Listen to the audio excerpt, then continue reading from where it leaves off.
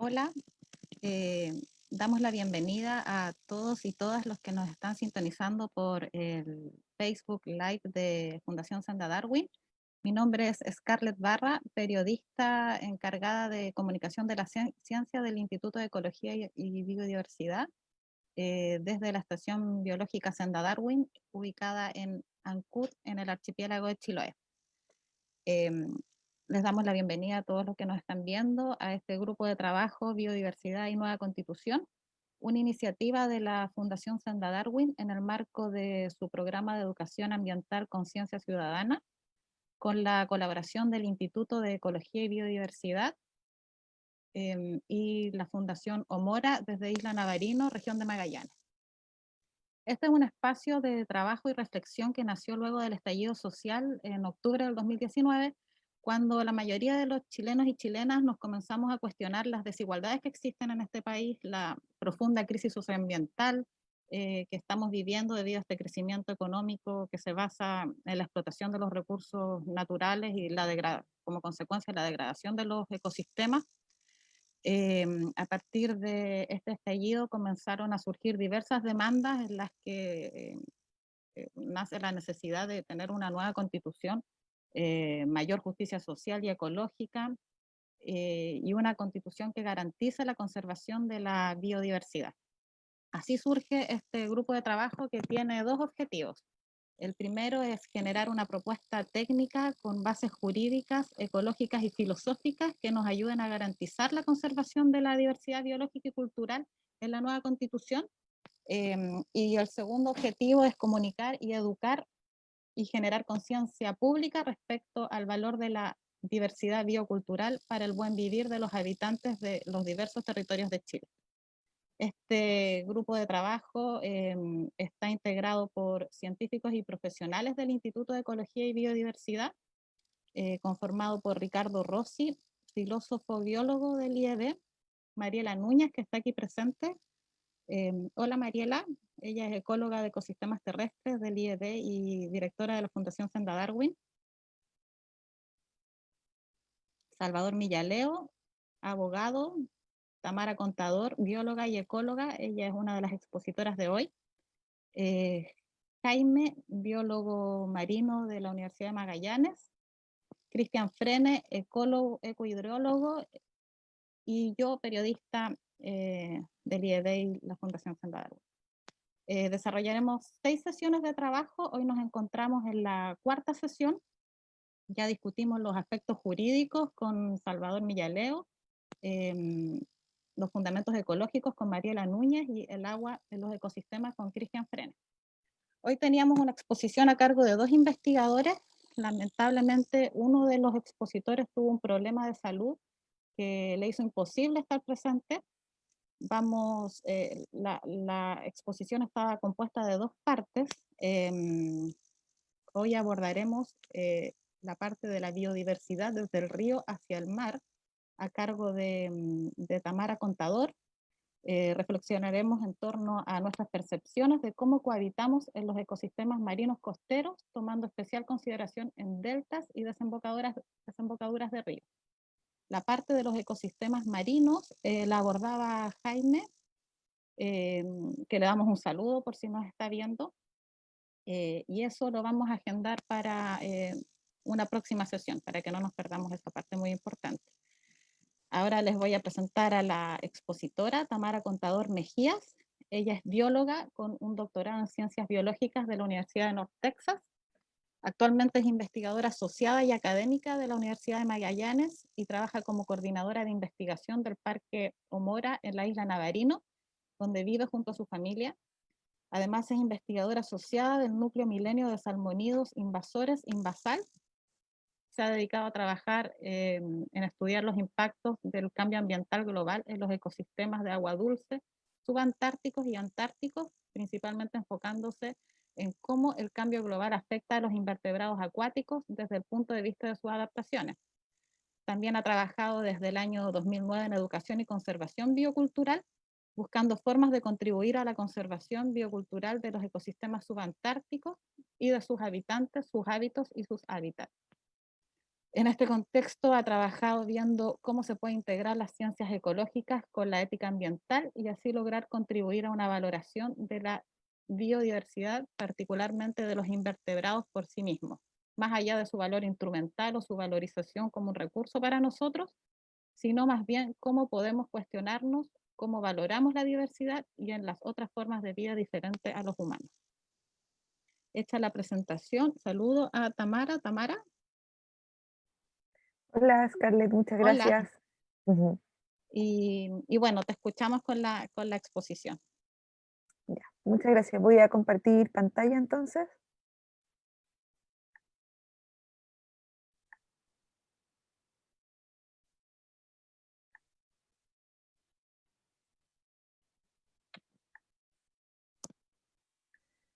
Ya. Bueno, muchas gracias por esta oportunidad de este grupo de trabajo que hemos estado realizando. Eh, es una instancia muy importante para que podamos realizar diálogos y pensar y reflexionar acerca de cómo queremos nuestra nueva constitución y cómo vemos eh, la vida, otra que humana, en esta nueva constitución. Entonces, bueno, hoy día yo voy a conversar un poco acerca de la biodiversidad desde el río hacia el mar.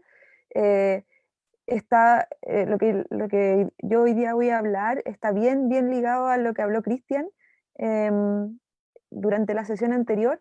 Entonces vamos a hacer un viaje desde el nacimiento de los ríos hacia las desembocaduras, viendo un poco quiénes son los habitantes de estos ecosistemas, los habitantes particularmente invertebrados, cuál es su importancia, cuáles son sus hábitos y en qué hábitat se pueden encontrar y cómo este conocimiento acerca de estos pequeños habitantes nos puede dar luces de cómo también pensar a los ríos o las cuencas y sus desembocaduras en la transición hacia los ecosistemas marinos dentro de la Constitución. Entonces, para hacer un poco de resumen, esto lo habló Cristian también, me gustaría contarles un poco acerca del agua y los ambientes de agua dulce. El agua en el planeta, nosotros sabemos que casi el 98% del agua en el planeta corresponde al agua salada o el agua que se encuentra en los mares y solamente el 2,5% es el agua dulce. Y dentro de este porcentaje tan pequeñito de agua dulce, el agua superficial o el agua que está disponible para nosotros, las personas, o para los otros organismos que habitan en la superficie es solamente el 0,3%. Entonces, verdaderamente es un porcentaje muy bajito y, como contaba Cristian eh, en su sesión anterior, en la sesión anterior, el, tenemos que abrir los ojos y ver cómo nos relacionamos con el agua. Por ejemplo, el 50% de los cauces de todos los ríos del planeta han sido alterados y el 80% de los humedales se han perdido también. Entonces, estos son datos súper fuertes e importantes para que podamos pensar y considerar el agua y sus habitantes. Eh, a modo de resumen también de lo que contaba Cristian, los ecosistemas de agua dulce albergan una biodiversidad desproporcionadamente alta en relación con la superficie de la Tierra. Eh, Dentro de estos ecosistemas existe una gran biodiversidad de plantas, de animales, de microorganismos, en donde, y estos animales y plantas, y con sus interacciones ayudan a mantener la calidad de las aguas. Estos ecosistemas están íntegramente influenciados por la matriz terrestre en la que se encuentran y la unidad de manejo se considera como la cuenca hidrográfica. Todo esto también amo un poco de resumir lo que contaba Cristian y vincularlo con lo que hoy día les voy a contar. Eh, entonces, cuando pensamos en los ecosistemas de agua dulce y cómo se relacionan con los ecosistemas marinos, eh, debemos pensarlo como un continuo desde el nacimiento de los ríos hasta sus desembocaduras y cómo el nacimiento de un río y todos sus procesos van a influenciar a los ambientes marinos costeros también. Y en estos continuos o en estos en estos gradientes de biodiversidad a lo largo de estos ecosistemas, nos encontramos con una gran diversidad de habitantes diferentes, eh, invertebrados, nosotros las personas, aves, por ejemplo, plantas, que son muy importantes. Acá hay algunos ejemplos en esta diapositiva de algunos habitantes de la Reserva de Biosfera Cabo de Hornos. Este gráfico es solamente para mostrar un ejemplo de un gradiente altitudinal en donde se ve eh, que los ecosistemas van cambiando desde el nacimiento de un río hasta su desembocadura y no están separados, o sea, todos los procesos que ocurren desde el nacimiento hasta la desembocadura van a estar vinculados a través de los procesos de los ciclos de nutrientes y también de la diversidad de los invertebrados u otros animales y formas de vida que ahí habitan. Entonces, acá, por ejemplo, tenemos una foto de un río, solamente como para mostrar, y de una desembocadura. Estas fotografías son del río Róbalo, en la Reserva de Biosfera Cabo de Hornos, en Puerto Williams. Y el río Róbalo es el río que aporta el agua bebestible para la ciudad de Puerto Williams. Entonces, nosotros tenemos una relación directa con este río y con su desembocadura. Y no solamente con el río en sí, sino que con sus habitantes. Y nosotros también somos habitantes de este río. Y lo que les quiero contar hoy día particularmente es acerca de quiénes son los habitantes de estos ecosistemas. Pero me voy a enfocar en los habitantes menos conocidos, los que menos llaman la atención quizás. Y se conocen como macroinvertebrados bentónicos, o son pequeños animalitos invertebrados que viven en el fondo de los ríos, en el hábitat que se conoce como bentos, y son insectos principalmente. Los insectos son los animales más diversos del planeta, los más abundantes, y muchas veces son muy poco valorados en la toma de decisiones, muy poco valorados por, en realidad, en general, por ejemplo, los insectos, las moscas, cumplen roles fundamentales para mantener la limpieza de los ríos, como les voy a contar un poquito más adelante, pero generalmente tendemos a pensar en ellos como, eh, tenemos una percepción negativa acerca de ellos, como que las moscas son sucias, los insectos, si hay insectos en el agua, está medio cochino, no sé, tenemos percepciones un poco negativas acerca de estos organismos, pero en realidad esas percepciones eh, se basan mucho en quizás en lo que hoy día conocemos como eh, una falta de experiencia, una extinción de la experiencia con la naturaleza para conocerlos mejor. Y la diversidad y distribución de estos organismos se ven afectados por factores abióticos y bióticos. O sea, no es solamente que vivan en el río, que están ahí, sino que eh, todas sus formas de vida, toda la diversidad eh, de estos animales están influenciados por su medio ambiente y por las interacciones con otros organismos. Por ejemplo, los factores abióticos que influencian la diversidad y distribución de estos animales son el caudal, por ejemplo, el sustrato y la temperatura. Y algunos factores bióticos pueden ser las interacciones con otros organismos como la depredación, la competencia o el parasitismo. Cuando pensamos en el caudal es muy importante para la mantención de la biodiversidad de los ecosistemas de agua dulce. En este contexto, el caudal es muy importante en la composición del sustrato, y vamos a ver más adelante que el sustrato es el hábitat de estos organismos o la casa. El caudal promueve el transporte de gases, el transporte de nutrientes y también la eliminación de desechos metabólicos. El caudal es esencial como factor abiótico para la mantención de los hábitats de estos organismos. El sustrato forma parte del hábitat, es la casa de los invertebrados. Cuando vemos, por ejemplo, un río en donde hay una gran diversidad de sustratos, por ejemplo, piedritas chicas, piedras grandes, arena, barro, eso representa una mayor diversidad de hábitats y al mismo tiempo una mayor diversidad de invertebrados. Y los invertebrados, mientras más diversos sean dentro de un ecosistema de agua dulce, mientras más abundante, mejor va a ser la calidad de las aguas de esos lugares. Ellos, a través de sus hábitos alimenticios, contribuyen a mantener la calidad del agua y de los ecosistemas, contribuyen a la salud, a mantener la salud de estos lugares. Y la temperatura también es otro factor que influye prácticamente en todos los aspectos de las historias de vida y de la biodiversidad de estos organismos. Afecta, por ejemplo, la fisiología, el metabolismo, lo que se conoce como la fenología o la temporalidad de los eventos. Por ejemplo, cuándo vamos a ver que los insectos eclosionan, cuándo se van a convertir en adultos. Entonces, en el río hay muchos insectos que son acuáticos porque viven en el agua, pero se consideran también terrestres porque su fase adulta es en el ambiente terrestre.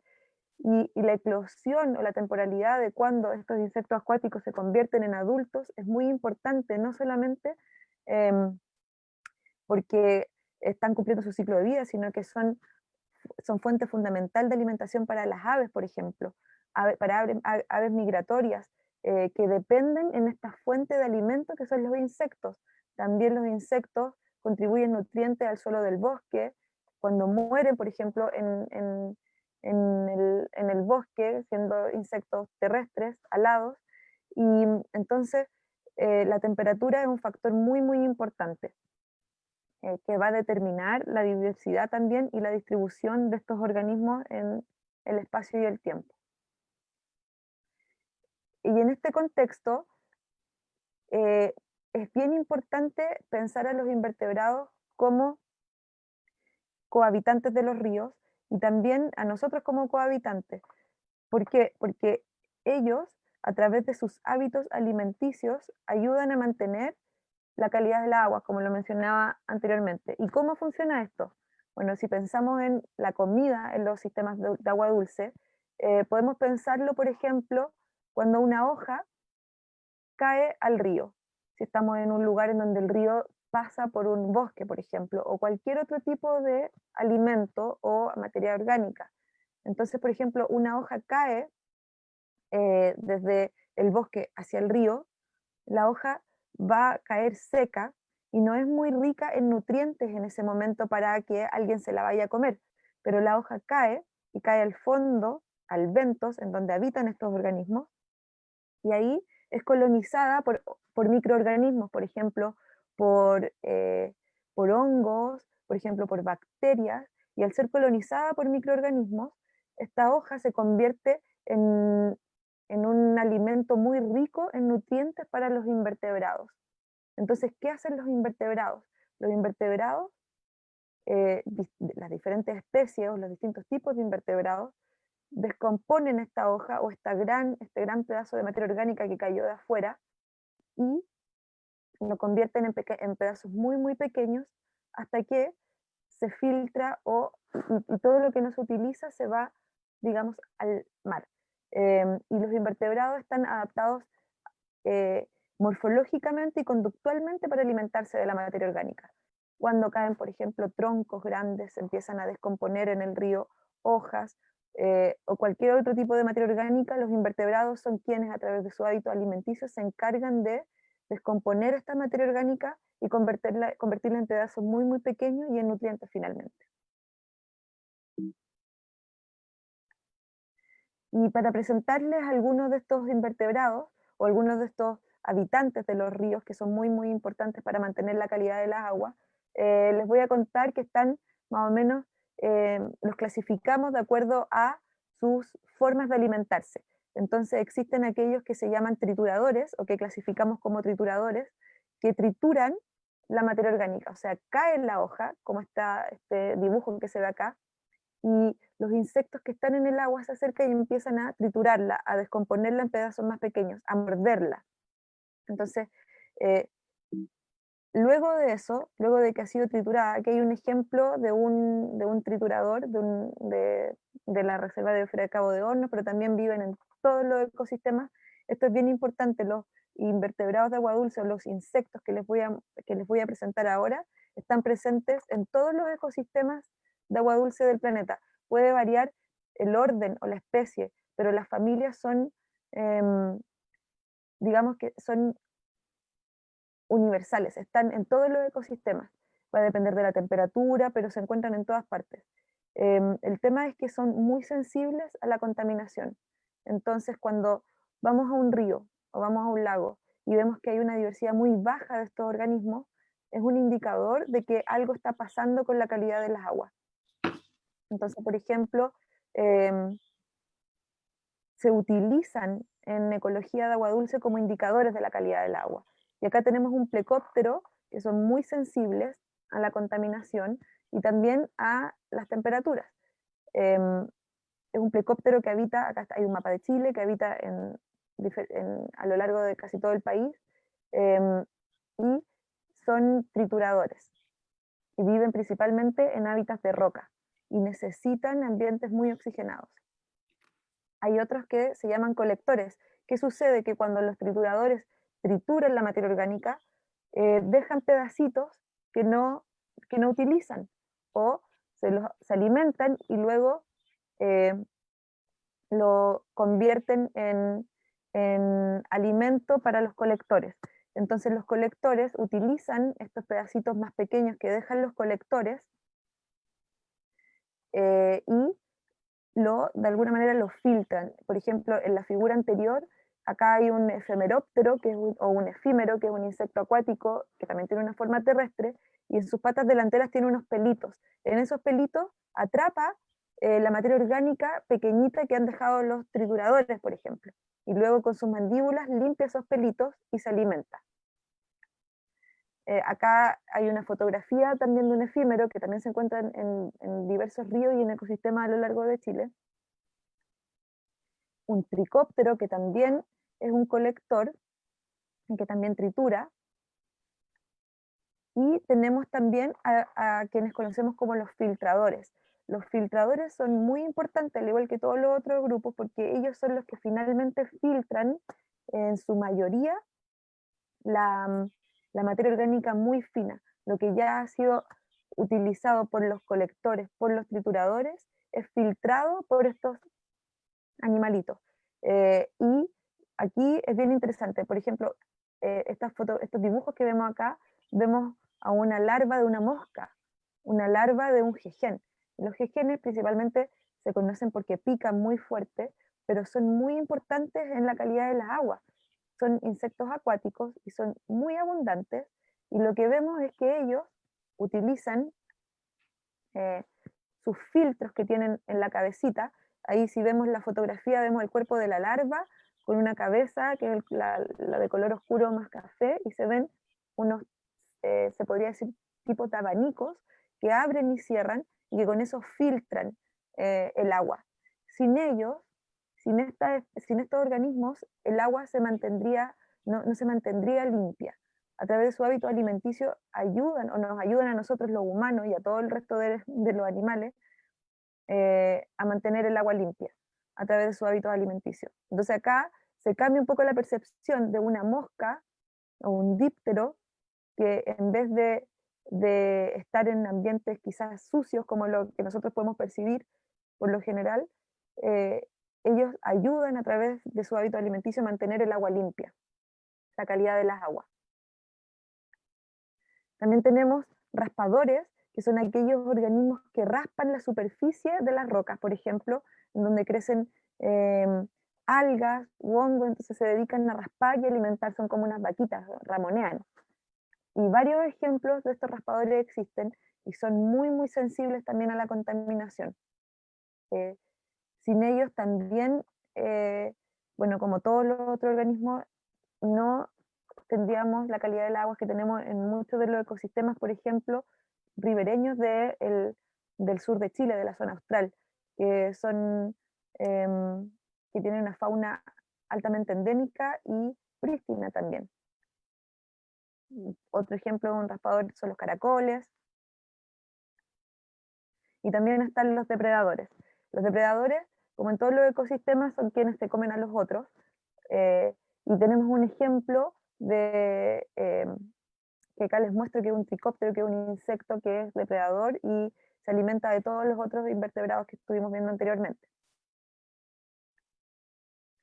Bueno, ¿y qué sucede? Que todos estos organismos a lo largo de un río, a través de sus hábitos alimenticios, contribuyen a que los nutrientes vayan, eh, que los nutrientes sean transportados desde la desembocadura hasta el mar.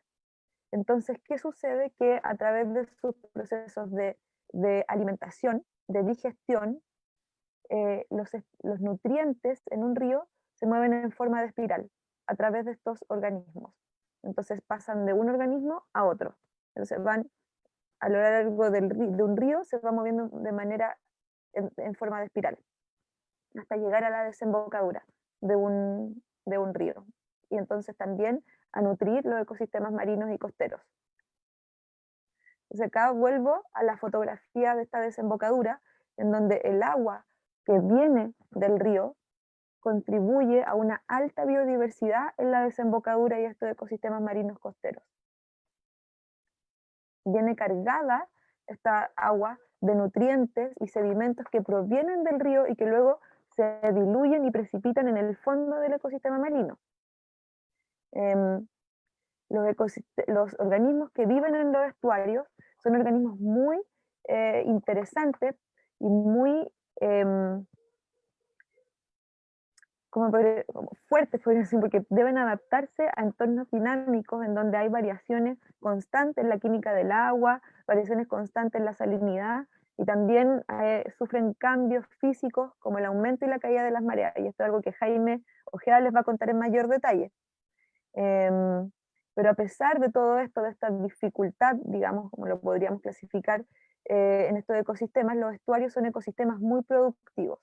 Como les contaba anteriormente, reciben nutrientes de ambos cuerpos de agua, de los ríos, en donde los nutrientes han sido completamente procesados por los organismos que les presenté recién y que pueden entonces apoyar a una gran variedad de vida en el ecosistema marino costero.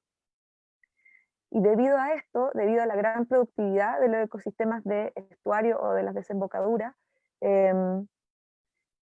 los pueblos o las comunidades humanas han vivido históricamente cerca de los estuarios. Y nuestros hábitos como humanos y como humanas pueden afectar la salud de todos estos ecosistemas. Y no solamente en el lugar en donde está el estuario, sino que desde donde comienza el río, desde su nacimiento hasta su desembocadura. Entonces, cómo nos comportamos en el río va a tener una influencia directa en cómo el ecosistema marino costero va a, va a tener, cómo va a ser su salud. Acá hay algunos ejemplos de algunos de los habitantes de los ecosistemas marinos costeros que Jaime va a contar mejor durante su presentación.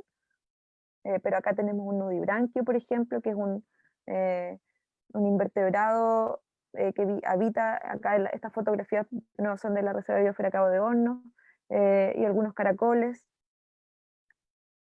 Y los estuarios son muy importantes para la vida de muchas especies.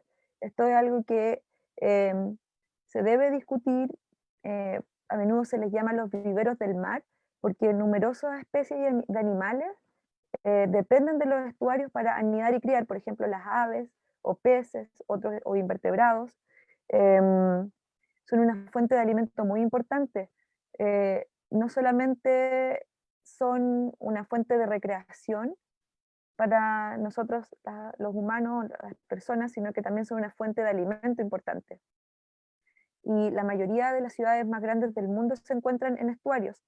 Y esto puede ser bueno y malo porque, bueno, como ya hablábamos anteriormente, nuestros hábitos van a tener una influencia directa sobre la calidad de estos ecosistemas y sobre su biodiversidad. Y sin embargo, a pesar de su importancia, a pesar de su alta biodiversidad y alto dinamismo, estos ecosistemas se encuentran muy vulnerables a los cambios ambientales globales, por ejemplo, el desarrollo costero, la introducción de especies invasoras, la sobrepesca, han llevado a una disminución en la salud de estos ecosistemas. Entonces, como mensaje principal, lo que quiero que mantengamos acá es que la calidad de las aguas depende de la biodiversidad acuática y terrestre, pero depende de de los organismos que allí habitan. O sea, no son el agua o los ríos o las cuencas, no son solamente agua y rocas, sino que son comunidades de vida que están compuestas por organismos que están interrelacionados entre sí y que a través de sus hábitos contribuyen a mantener la salud de los ecosistemas en los que habitamos. Como decía Cristian en su charla anterior, nosotros vivimos en cuencas, somos cohabitantes, entonces conocer a estos otros habitantes de las cuencas en donde nosotros vivimos contribuye también a nuestra valoración acerca de ellos, son nuestros vecinos y vecinas, cohabitamos en los ríos con estos organismos. Y en este contexto quería mostrar este mapa que es para mí muy llamativo porque muestra el sistema global de transporte, muestra acá eh, cómo estamos hoy día conectados e interconectados en el planeta. Y esto es bien preocupante. Si vemos acá, vemos por ejemplo, en blanco em, están las redes aéreas o las vías de transporte aéreo, en azul las vías de transporte marítimo, en verde están las vías de transporte terrestre, y si nos fijamos hay algunas partes del planeta que se mantienen todavía un poquito oscuras. Estas áreas del planeta son áreas que aún quizás se consideran como áreas prístinas. De hecho, en el sur de Chile está la ecorregión subantártica de Magallanes, que se considera una de las últimas áreas más prístinas del planeta, y si vemos, se encuentra eh, bajo toda esta presión de conectividad. ¿Y qué sucede en un mundo tan conectado como este? ¿Y qué le sucede a la biodiversidad en estos contextos? Bueno, lo que hemos visto es que existe un proceso que se conoce como homogenización biocultural, en donde la diversidad se va perdiendo y vamos viendo los mismos organismos en diferentes partes del planeta, por ejemplo. Lo mismo pasa a nivel cultural. eh, y esto se ve eh, enfatizado con, por ejemplo, el cambio climático, que son estresores directos a los ecosistemas dulceacuícolas, por ejemplo. El cambio climático afecta gravemente a los ecosistemas y a sus habitantes. El cambio de uso de suelo también lo afecta, la pérdida de conectividad entre los ecosistemas, la alteración del régimen del caudal. Vimos anteriormente que el caudal es muy importante para el transporte de los nutrientes, y la conectividad, o lo que veíamos en ese mapa anterior, em, también contribuye a la introducción de especies exóticas que pueden ser potencialmente invasoras y también a la contaminación. Y en este contexto, ¿cuál es el estado actual de la biodiversidad en los ecosistemas de agua dulce en Chile? Y acá quería mostrarles o presentarles también un informe que preparamos junto a varias colegas en cuanto a la biodiversidad de los ecosistemas de agua dulce en Chile para la COP25. Y de este informe em, podemos resumir que en Chile existe una enorme diversidad de ecosistemas, desde bosfedales, vegas y salares, hasta lagos, pantanos, ríos, esteros, estuarios, entre otros.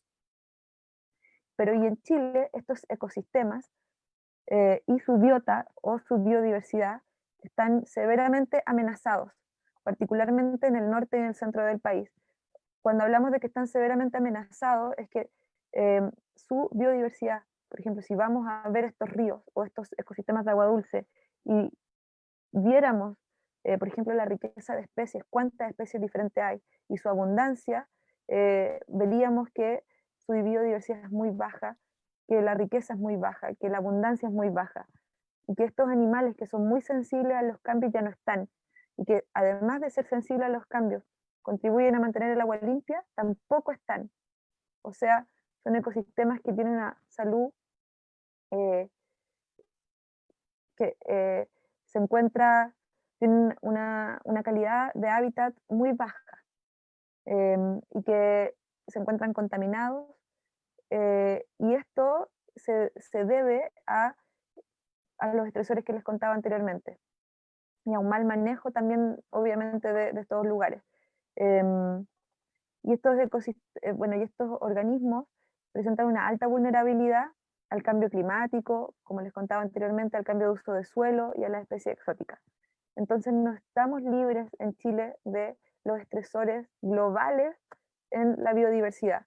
Eh, los ecosistemas de agua dulce en Chile y los ecosistemas de estuarios están gravemente afectados. Acá un ejemplo simplemente de algunas especies invasoras que se encuentran en los ecosistemas de agua dulce y que presentan una interfaz entre ecosistemas marinos y terrestres. Por ejemplo, las truchas, que hoy día son animales que se encuentran prácticamente naturalizados culturalmente porque son especies exóticas. Los salmónidos en general se encuentran en la mayoría de los ecosistemas de agua dulce en todo Chile, desde el lago Chungará hasta la isla Navarino. Y ahí afectan enormemente la biodiversidad de especies nativos, especies endémicos como los puyes, el puye grande o el puye chico, que hoy día prácticamente no se ven en muchos ecosistemas de agua dulce. Entonces, ¿cuáles son algunas de las urgencias que me gustaría compartir? Es urgente que reconozcamos la protección de la biodiversidad de los ecosistemas de agua dulce de Chile, que se desarrollen medidas integrales del manejo del agua, acopladas al uso de suelo y a las zonas costeras. Es urgente valorar, conocer y reconocer a los habitantes de estos ecosistemas, a sus hábitos y sus hábitats. Es urgente reconocernos como cohabitantes, como parte de la naturaleza, no como meros extractivistas o animales que utilizamos la naturaleza, sino que somos parte de la naturaleza. Es importante reconocernos como animales. Urgente evitar la pérdida de ecosistemas vitales como los humedales y turberas, ya que son clave en la mitigación del cambio climático, y es urgente mantener o restaurar las desembocaduras y el caudal natural de los ríos. Pero, ¿cómo lo hacemos? Y aquí me gustaría un poco discutir acerca de la ética en relación a cómo nosotros los humanos y las humanas nos relacionamos con el hábitat y los cohabitantes, cómo nos relacionamos con la naturaleza. Y aquí hay una cita que me parece muy importante discutir, que es justamente de Ricardo Rossi y Elke Schüttler, que plantean que la omisión conceptual del valor intrínseco de los seres vivos, de sus hábitos y sus hábitats, ha promovido programas educativos y políticas de desarrollo uniformes, que con frecuencia provocan grandes pérdidas de diversidad biológica y cultural, y que a la vez conllevan injusticias socioambientales. O sea, estamos omitiendo el valor intrínseco, el valor por sí mismo de los seres vivos que no son humanos. Y en omitir este valor, al omitir este valor, se conlleva o se llevan a cabo injusticias socioambientales, pérdida de diversidad biológica y cultural, porque no valoramos la vida por sí misma. Estamos acostumbrados y acostumbradas principalmente a valorar la vida en función de cómo nos beneficia a nosotros los seres humanos. ¿Cuál es el valor? ¿Qué nos va, en qué nos va, qué nos puede servir? ¿Cómo nos podemos beneficiar? Pero no valoramos a aquellos otros organismos que no son humanos por sí mismos. Entonces, ¿qué podemos hacer en este contexto? Y aquí la ética biocultural me parece que es una muy buena aproximación que se puede discutir para la nueva constitución. Y la ética biocultural es un trabajo interdisciplinario que busca reorientar caminos ecosociales de cambio ambiental para alcanzar la sustentabilidad. La ética biocultural en sí misma representa un paradigma ecofilosófico, porque transforma la ética prevaleciente e incluye la ética ambiental o la ética de la tierra. No solamente la ética en cómo nosotros entre humanos nos relacionamos, sino que es una transformación de esa ética a incluir a la ética de la tierra. Entonces la ética biocultural conecta la vida humana con la diversidad de otros que no son humanos y los considera cohabitantes. Y en este contexto incluye las relaciones interespecíficas. Y nos preguntamos cómo los humanos y las humanas deberíamos cohabitar en el planeta. Y en este sentido, también la ética biocultural demanda un diálogo intercultural y en contraste con las éticas modernas que se enfocan solamente en los hábitos humanos, sin considerar sus hábitats, la ética biocultural une los hábitos humanos con los hábitats y las comunidades de cohabitantes que no son humanos. Entonces, a mí me parece que la ética biocultural puede ser una muy buena propuesta o una muy buena mirada para incorporarla en las discusiones acerca de la nueva constitución, en torno a, por ejemplo, los derechos de la naturaleza.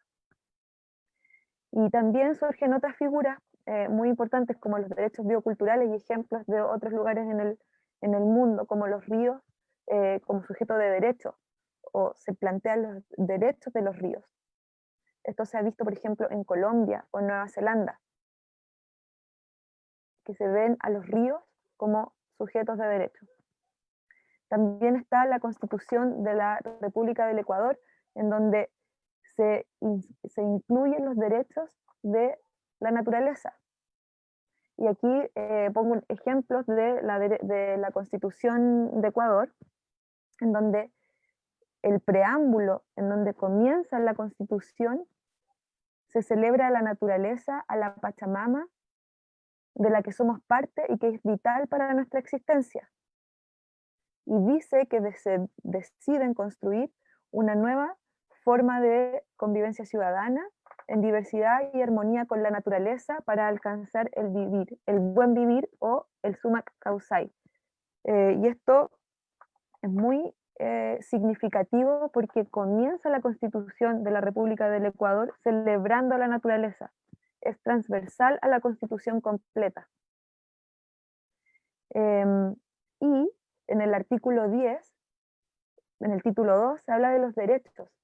Y en el primer capítulo se dice que la naturaleza será sujeto de aquellos derechos que le reconozca la Constitución. Los mismos derechos que tienen las personas, las comunidades, los pueblos. Y esto es muy revolucionario y en nuestros diálogos acerca de la Constitución podríamos quizás tomarla como ejemplo para cómo nosotros queremos la nueva Constitución en Chile. Y acá tengo un pequeño abstracto de una nota de Eduardo Gúdinas, en donde él explica que los derechos de la naturaleza en la Constitución de Ecuador son presentados en clave intercultural. Y esto es muy importante, porque se les pueden reconocer desde la mirada occidental, referidos, por ejemplo, comillas, a la naturaleza, o desde las cosmovisiones de los pueblos indígenas, que corresponde a la categoría de la Pachamama. O sea, son visiones convergentes.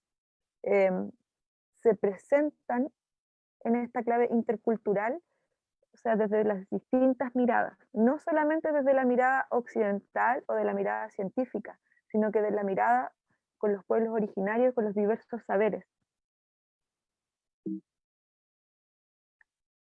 También está el ejemplo de la Constitución de Bolivia, que plantea los derechos de la madre tierra. Y el artículo primero de la Constitución de Bolivia plantea reconocer los derechos de la madre tierra, así también como las obligaciones y los deberes del Estado plurinacional para garantizar el respeto de estos derechos. Entonces, en este sentido, la madre tierra tiene los siguientes derechos. Tiene el derecho a la vida, tiene derecho a mantener su diversidad, tiene derecho al agua, al aire limpio, al equilibrio, a la restauración y a vivir libre de contaminación.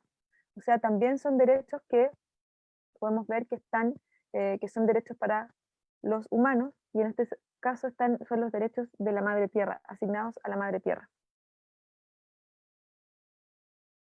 Y acá me gustaría un poco cerrar con una urgencia. Acaba de publicarse el quinto informe acerca de cómo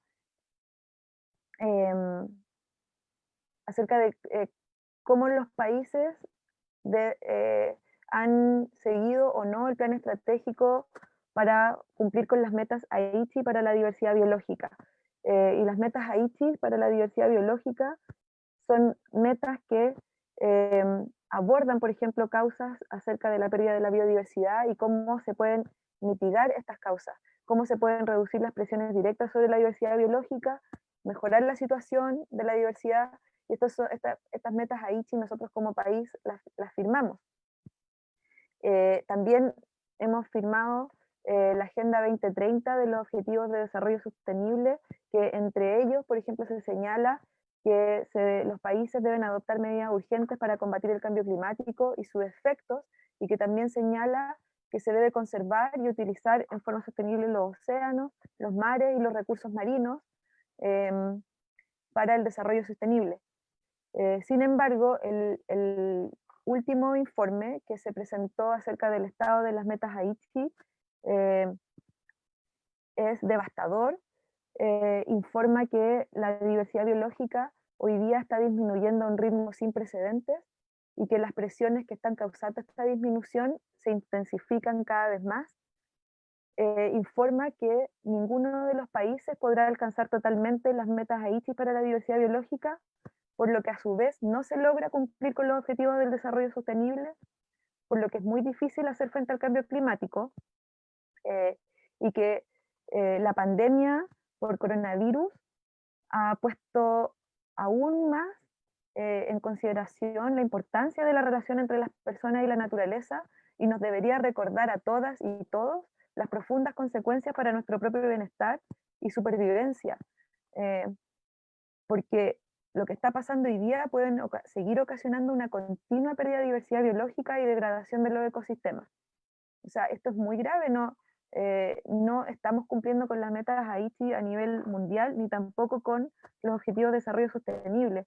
Y además acabamos de pasar por un momento muy preocupante, porque Chile no firmó el, el acuerdo de Escazú, y más encima no estamos cumpliendo con las metas Aichi ni con los objetivos del desarrollo sostenible.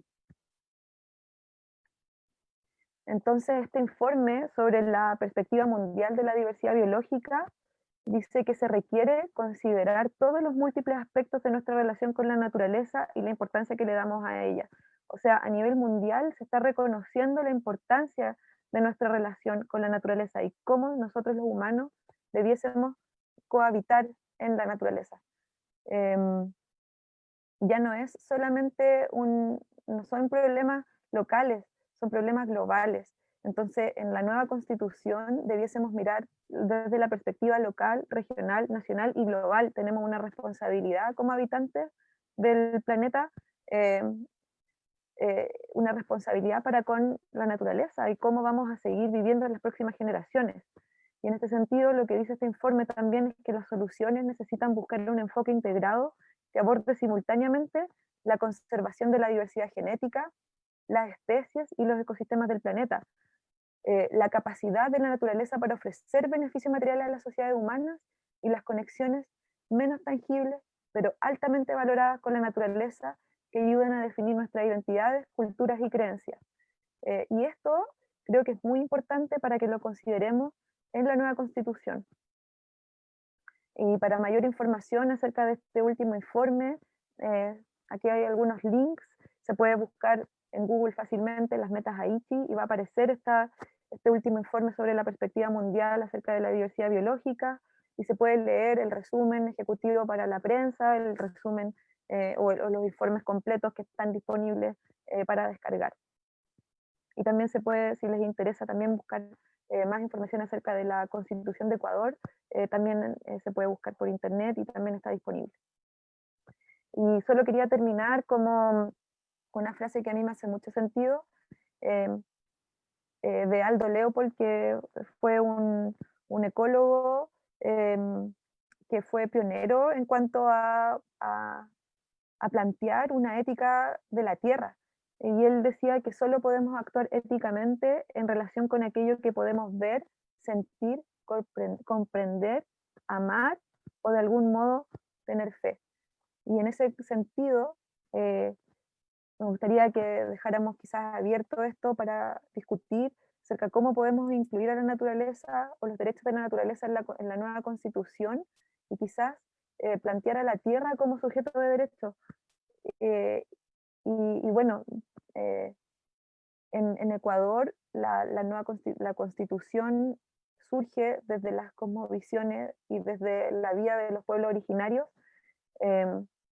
surge la noción del buen vivir y, y, por ejemplo, en Bolivia también, desde los pueblos originarios con la Pachamama, y acá nosotros también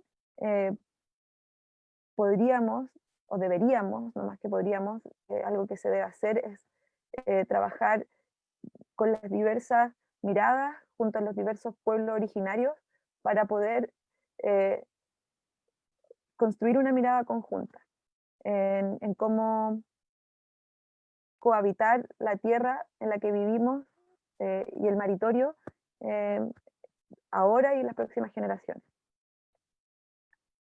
Muchas gracias.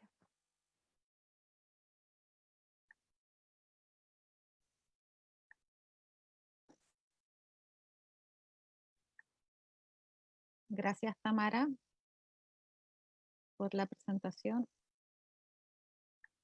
No sé si nos estamos viendo. Claro, tendrías que sacar Saco la pantalla. la pantalla. Ya.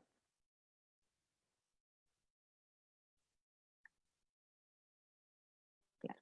Ya, Ahí. ahí sí estamos todos.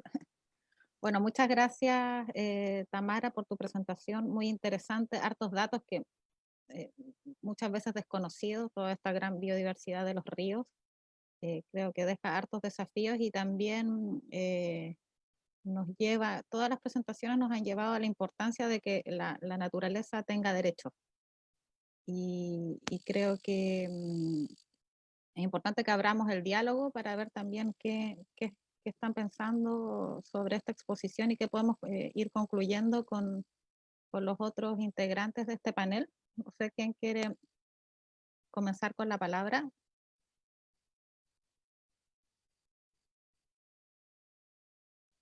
Si quieres puedo partir. Ya, Mariela. Más, ¿no? Hola Tamara, muchas gracias. Me encantó el final de tu presentación. Esto, muy bueno. Mira, yo te quería llevar más que nada al tema de las categorías de conservación, porque en este momento existen categorías de conservación para el territorio y para el maritorio, de cierta forma. Y dentro de esas categorías, por lo menos dentro del territorio, no existe una categoría muy definida para que incluya el manejo. ¿Y por qué encuentro tan necesario eso? Porque cuando tú mismo lo dijiste en tu presentación, que nosotros hacemos uso de los recursos, estamos muy relacionados con la naturaleza, sacamos nuestro alimento de ahí, bueno, nos beneficia espiritualmente, hay una serie de beneficios. Entonces, hasta ahora o se ha hecho conservación, en los parques, o la explotación, donde se destruye todo afuera de las áreas protegidas, digamos. Entonces, no hay esa categoría como intermedio en donde uno diga, bueno, podemos hacer un manejo sustentable. Y actualmente dentro del territorio existe la categoría de reservas, donde ahí se permite un manejo y donde se hace un plan para poder ir manejando supuestamente sustentablemente los recursos naturales que están dentro de esa reserva. También está esta categoría de paisaje de conservación, por ejemplo, pero que todavía no se aplica en Chile y donde ahí sí existe, que es análogo a la reserva de la biosfera, un poco con esa mentalidad de cómo tener áreas de conservación, áreas de manejo y donde se maneja un paisaje de manera de maximizar la provisión de beneficios o servicios ecosistémicos también. Entonces, en la parte marina existe la SAMER, por ejemplo, que son estas áreas de manejo y explotación de recursos bentónicos, donde se hace un manejo y Stefan Gelsit ha mostrado dentro de sus investigaciones que incluso ahí aumentaría la biodiversidad por esta hipótesis de la perturbación intermedia, ¿no es cierto?, donde tenemos como que perturbaciones intermedias aumenta la biodiversidad y eso se da en las áreas de manejo y se puede ahí mantener una biodiversidad más o menos alta.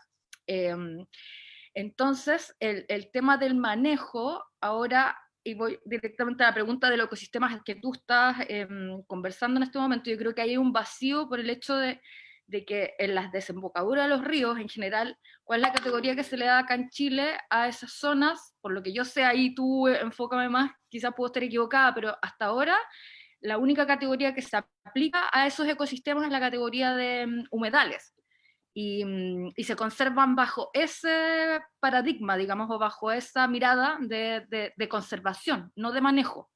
Entonces, sin embargo, tenemos ejemplos concretos. Por ejemplo, acá en Chiloé está el río Pudeto, que su desembocadura es un sistema muy, muy rico. De hecho, hasta el día de hoy, a pesar de la gran intervención que existe en ese lugar, todavía hay mariscadores, todavía la gente está en el puente sacando peces.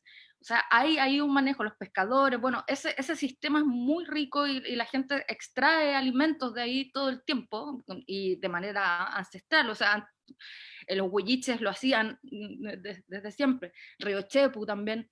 Hay conchales, hay vestigios de las comunidades de mucho tiempo. Entonces, finalmente, cuando decimos, bueno, queremos conservar, la gente igual quiere seguir sacando su alimento, y en la categoría de ahora, que es humedal, eso como que se protege y supuestamente no se toca. Entonces, ¿cómo ves tú de qué manera se podría abordar la conservación en la práctica, digamos, así como en estas desembocaduras que no son ni tierra ni mar, están como en el borde, ¿no es cierto?, en la interfase marino-costera?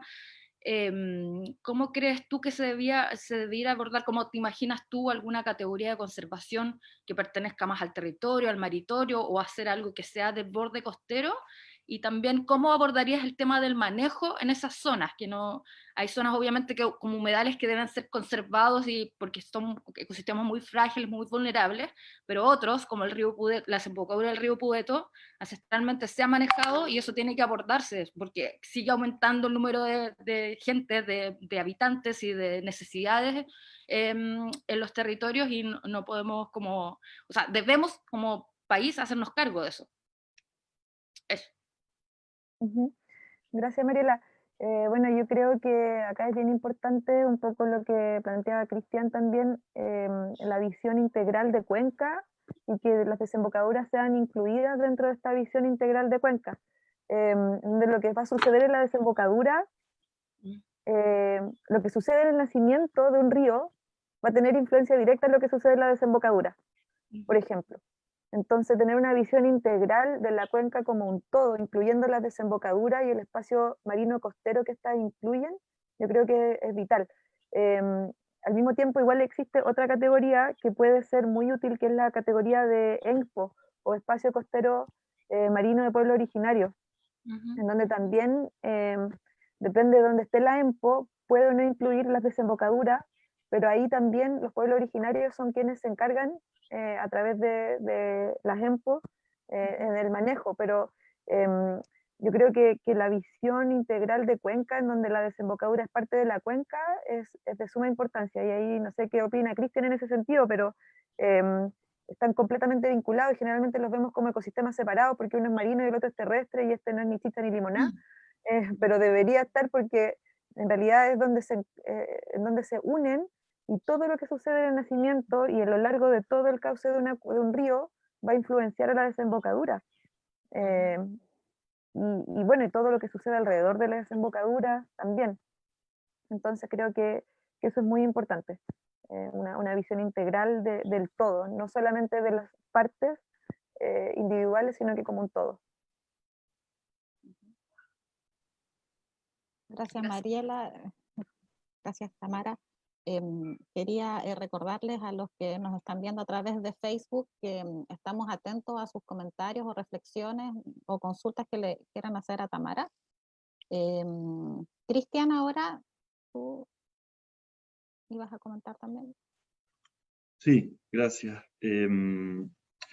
Tamara, muchísimas gracias primero por tu exposición, que fue como un viaje, ¿cierto? Partimos de arriba en la alta cordillera, ahí en el Ródalo, y terminamos hablando de la Constitución de Ecuador y Bolivia. Está súper interesante como ese hilo conductor, y me gustó mucho que el eje de tu discurso hayan sido estos seres poco percibidos, ¿cierto? Los invertebrados, todo ese mundo que nos mostraste. y que claro, desde la lógica de nuestra omisión conceptual, ¿cierto? Nosotros los podemos tratar así como unas maquinitas que nos limpian el agua. O sea, ni siquiera lo sabíamos, ¿cierto? Tú ahora nos dices, mira, ¿sabes qué? Estos bichitos que te parecen tan desagradables, resulta que te limpian el agua. O sea, ese cambio en la forma de ver a los otros, a las otredades, no lo digo de manera peyorativa, sino que las otras formas de vida. Súper interesante. Eso como primera cosa, ¿cierto? Lo segundo que mencionaste, dos conceptos, ya lo dije, el de la omisión conceptual del valor intrínseco de las otras formas de vida, es una cuestión que está en la base, o sea, que está es súper filosófica y tiene que de alguna manera cambiar nuestro comportamiento ético, ¿cierto? Cómo nos aproximamos a las otras formas de vida en nuestros territorios. Entonces ahí quiero hacer después, ligarlo a una reflexión final. Y el segundo concepto que me pareció súper interesante, que lo pasó muy rápido, es la extinción de la experiencia, ¿cierto? Cómo esta omisión conceptual, cómo este antropocentrismo hace que cada vez más nos separemos de la naturaleza, que la veamos como un lugar a donde recurrir como una gran despensa, ¿cierto? Donde obtenemos cosas, recursos, y dejamos de relacionarnos con ella. Y eso hace que cada vez nos alejemos más, y es una cuestión que está muy arraigada en nuestra forma de vida, en la educación general, estos programas uniformes, ¿cierto?, que tú planteabas de educación, y también fuertemente con el modelo de desarrollo, o sea, con la economía basada en la explotación de ecosistemas, ¿cierto? Todo eso tiene que ver con la omisión conceptual y con que nos hemos alejado de esta extinción de la experiencia. Entonces, hecho esa pequeña repasada por esos conceptos que me parecieron fundamentales, me da un poco pudor decirlo, pero tengo que decirlo. O sea, me parece que una constitución no es suficiente para poder cambiar eso, porque es una cuestión muy profunda, ¿cierto? Entonces creo que junto con cambiar la constitución y todos esos elementos que tú planteabas, que se pueden, ¿cierto?, rescatar, recoger, de alguna forma entender de las otras constituciones como la ecuatoriana y la boliviana, me parecen súper importantes de tener en cuenta. Desde el preámbulo, ¿cierto?, así como celebrar la naturaleza, oye, estamos vivos porque habitamos estos lugares, hasta como, en el caso boliviano, súper específicamente, cuáles son los derechos de la madre tierra, en este caso, como la conceptualización que nosotros queramos llegar. Pero eso no va a ser suficiente, ¿cierto? Porque también esos mismos países nos han demostrado que, pese a que sus constituciones son muy revolucionarias y muy avanzadas en términos de derechos de naturaleza, se siguen contaminando los ríos, se sigue explotando de manera indiscriminada, ¿cierto?, en muchos lugares, y hay grandes conflictos socioambientales también. Por otro lado, sabemos que, aun cuando se reconocen nuestros derechos, casos como Nueva Zelanda o India, han habido cortes del Poder Judicial de esos países que revocan, ¿cierto?, el reconocimiento de derechos. O sea, es algo que hoy día está en disputa, y algo que tenemos que reconocer. No podemos hacernos los lesos con eso. Entonces, ¿cómo empujamos a que esto se transforme en una nueva forma de relacionarnos en el planeta? Yo creo que, además del cambio de la Constitución, muy importante, el tema de cambiar la educación, un modelo de educación desde la base, ¿cierto? O sea, los niños lo primero que querían aprender es de dónde obtengo mi agua, de dónde obtengo mi comida, de dónde obtengo mi techo. O sea, tres cosas, cómo estoy parado aquí hoy día, eso es lo primero que querían aprender los niños desde los 4 años, los 5 años hasta los 10, digamos, después que se aprendan a otras cosas. Es mi forma particular de ver esto, porque si no, ¿cómo logramos este cambio tan importante que tenemos hoy día, que es un cambio paradigmático?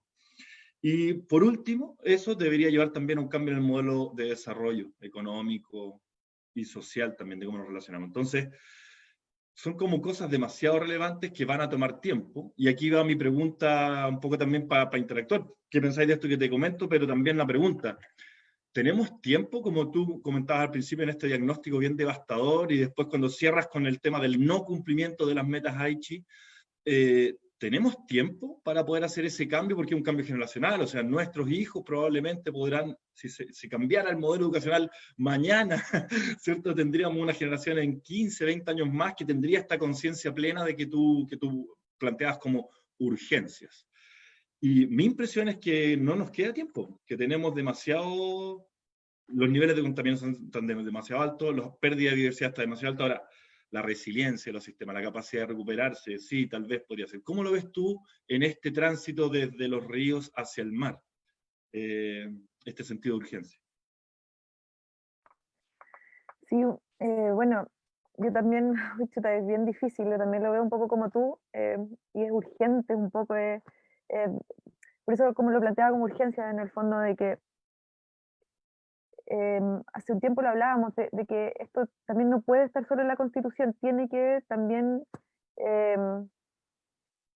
no va a solucionar todo la nueva Constitución. O sea, acá hay una cosa basal de generaciones y generaciones en donde hemos perdido la conexión con la naturaleza.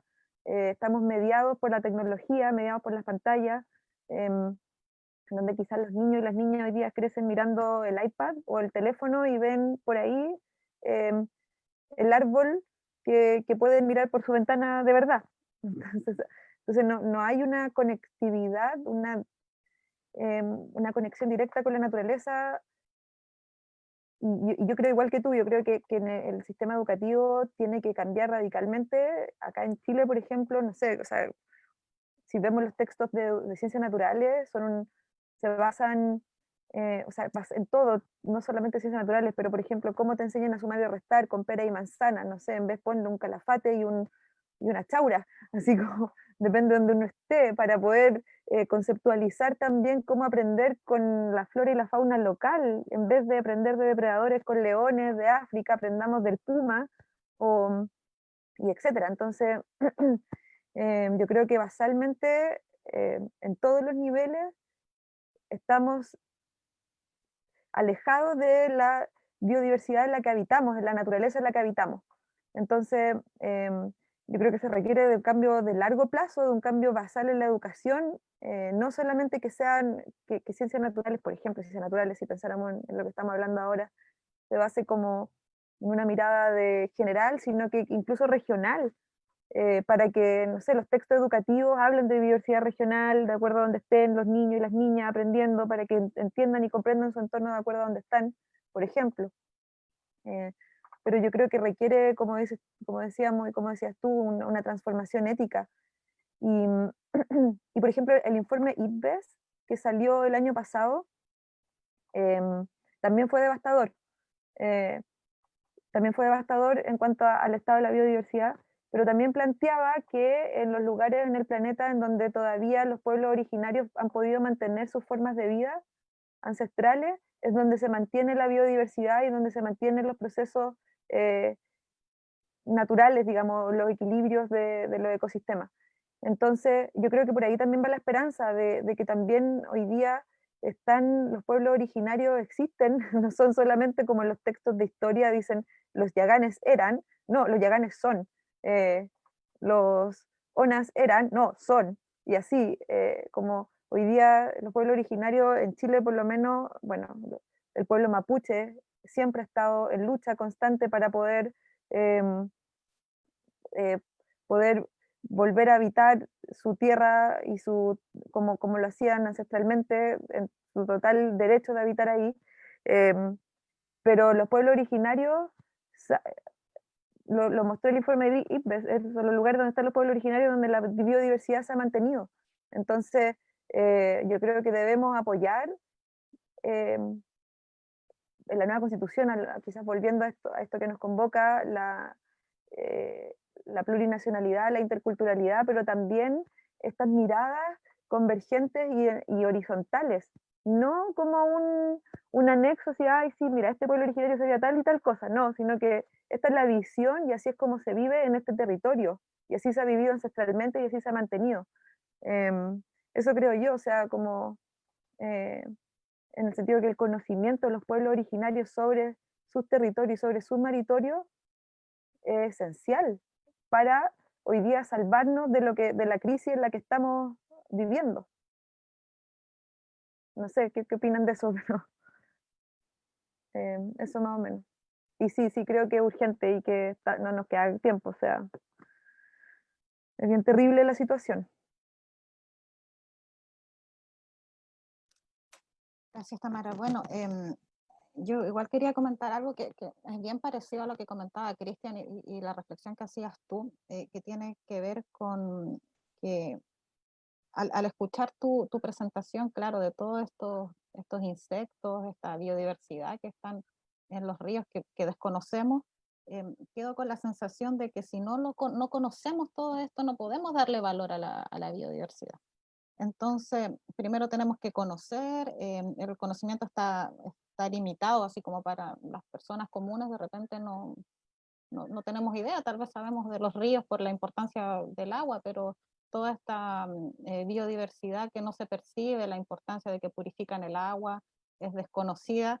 Entonces, ¿cómo podemos, si bien con la educación creo que es fundamental, porque tengo la misma crítica respecto a los contenidos que están viendo los niños, que no están como adaptados a los territorios, ni tampoco cuentan como en profundidad los distintos ciclos de los ecosistemas, pero los adultos, ¿cómo llegamos a los adultos también como para poder informar, difundir este conocimiento? Entonces creo que es un desafío también para el mundo científico y para los que trabajamos también en comunicación, pero la reflexión o a lo que quiero llegar es cómo lo hacemos. De repente, si bien se cuestiona el que hay que estar en la naturaleza, en contacto con la naturaleza, hay un montón de personas que no tienen esa posibilidad, que están limitados a un espacio reducido en una gran ciudad, pero de repente el uso de las tecnologías puede estar también enfocado a eso. Entonces, ¿cómo podemos hacer esa conexión entre tecnología y conocimiento de los ecosistemas, de la biodiversidad? Porque si bien la constitución, si es que logramos esta nueva constitución donde se consideran los derechos de la naturaleza, la cosmovisión indígena, va a ser un tremendo aporte, vamos a poder empezar como a funcionar en torno a esos lineamientos. También quedan todo este montón de trabas pequeñas que tienen que ver con el sistema educativo, con cómo comenzamos a informar, a concientizar, cómo utilizamos la tecnología entonces como para poder incorporar estos conocimientos. No sé cómo lo ves tú, Tamara, de repente varios científicos ya tienen un acercamiento con este tipo de temas, o sea, ya lo están poniendo en práctica con talleres o distintas experiencias con adultos en comunidades locales y también con niños. Esa era como la reflexión que quería dar y ver cómo lo ves tú y cómo lo ven los que están también en este panel. Ujú. Sí, bueno, yo creo que, claro, las ciudades son un gran desafío para, bueno, nuestra visión de cómo nos podemos relacionar con la naturaleza, pero yo creo que ahí también es importante el trabajo que se ha hecho en ecología urbana, digamos, en el fondo también de valorizar los ecosistemas que se mantienen y que se han formado dentro de las ciudades. Las pequeñas comunidades de aves o de insectos que se pueden ver en el patio de una escuela, por ejemplo, como esta metodología de enseñanza que conocemos muy bien aquí en el IEB, es la ecología en el patio de la escuela, por ejemplo, en donde no tenemos que irnos a un bosque para mirar otras formas de vida, sino que podemos salir al patio de la escuela o al patio de la casa, o mirar un ratito por la ventana y vas a ver las aves o los pájaros, o en una pequeña parcelita se pueden ver insectos, invertebrados, que vamos reconociendo como otros habitantes dentro de la ciudad. Yo creo que eso también es un desafío importante, en donde eh, que las ciudades hoy día son lugares donde que albergan biodiversidad también, y se ha hecho un trabajo importante en ese sentido, entonces como ponerle el valor a esa diversidad para también finalmente valorizar la vida que no es humana. Quizás no es tan biodiversa las comunidades dentro de las ciudades, pero sí es vida diferente a la humana. También son nuestros vecinos, también cohabitamos en un espacio con estos seres vivos. Entonces, conceptualmente, yo creo que también ahí hay un proceso en donde hay que transformar la visión, de pasar como de valorar no solamente a nosotros como personas, sino que también valorar a todas las otras formas de vida, las otredades, como decía el Cristian, que también se pueden encontrar dentro del contexto urbano. Y de ahí también hay muchas herramientas tecnológicas que son súper buenas. Por ejemplo, existen aplicaciones en donde la gente con su teléfono puede ir marcando si vio un ave diferente, una planta diferente, y eso va contribuyendo a un mapa de biodiversidad, urbano, no urbano. Entonces ahí también se va construyendo un conocimiento en conjunto acerca de la biodiversidad de ciertas áreas. Existe, por ejemplo, en Estados Unidos está la red de fenología nacional, en donde la gente, por ejemplo, si tiene un arbolito en su casa, va siguiendo el ciclo de vida del árbol y lo va escribiendo en el computador, en su teléfono, y eso se junta con otros datos de otra gente que va observando y se muestran patrones, por ejemplo, de cambio climático, porque se adelanta o no la fenología de ciertas especies, de aves, de insectos, de todo. Y eso va construyendo también un conocimiento colectivo, quizás, y que es muy significativo para la gente que participa. No son científicos o científicas, sino que es gente en su casa que quiere aprender. Y también observar, por ejemplo, un árbol por mucho tiempo también construye una relación diferente, porque tú conoces cómo ese árbol va creciendo, conoces cuándo florece, cuándo aparecen sus frutos, entonces ya deja de ser solamente el árbol bonito que tenías en tu jardín, es un ser vivo que va cambiando y que tiene sus ciclos, entonces se va valorizando de otra manera. Y esas son formas que la tecnología puede ser muy útil, porque uno construye una relación con quien está observando. Yo creo que eso son herramientas súper buenas, pero creo que dentro del contexto urbano valorizar a las comunidades ecológicas, las comunidades dentro de las ciudades es bien importante. Claro, como decías tú, yo creo que puede haber un uso de tecnología no perdiendo como lo humano, la interacción, como por ejemplo ahora que estamos usando harto este tipo de plataformas como Zoom, que al final es usar la tecnología, pero nos ha permitido estar conectados y generando conocimiento también. Cristian, Mariela, ¿algún comentario más? Sí, bueno, yo quería un poco seguir con la idea de mi pregunta inicial para llevar esto como a la práctica finalmente, de cómo lo vamos a hacer en esta nueva constitución, en el fondo cuáles van a ser nuestras recomendaciones directamente que van a ser útiles para poder conservar la biodiversidad, porque, bueno, una de lo que hemos estado averiguando, por ejemplo, en el tema de la Constitución de Ecuador, es que si bien se asegura en la Constitución los derechos de la naturaleza, eso no ha evitado que se siga degradando la naturaleza. O sea, después de todo el tiempo que se ha aplicado esta Constitución, se sigue degradando la biodiversidad.